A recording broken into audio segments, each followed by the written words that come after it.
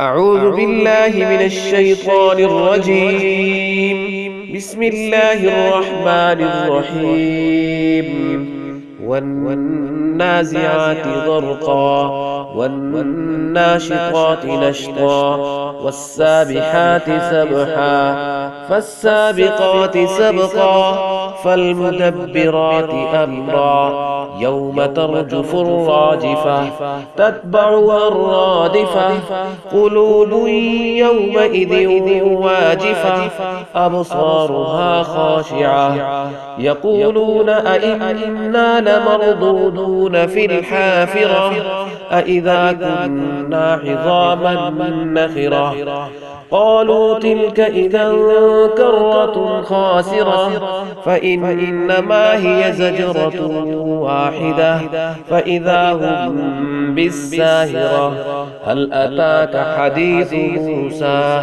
إذ ناداه ربه بالواد المقدس طوى اذهب إلى فرعون إنه طغى فقل هل لك إلى أن تزكى وأهديك إلى ربك فتخشى فأراه الآية الكبرى فكذب وعصى ثم أدبر يسعى فحشر فنادى فقال أنا ربكم الأعلى فأخذه الله نكال الآخرة والأولى إن في ذلك لعبرة لمن يخشى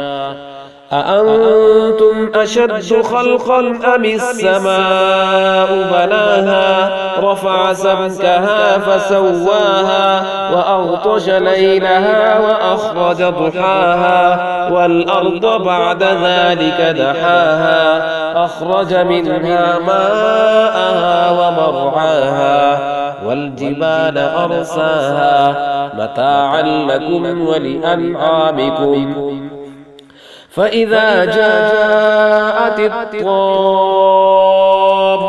الكبرى يوم يتذكر الإنسان ما سعى وبرزت الجحيم لمن يرى فأما من طغى وآثر الحياة الدنيا فإن الجحيم هي المأوى وأما من خاف مقام ربه ونهى النفس عن الهوى فإن الجنة هي المأوى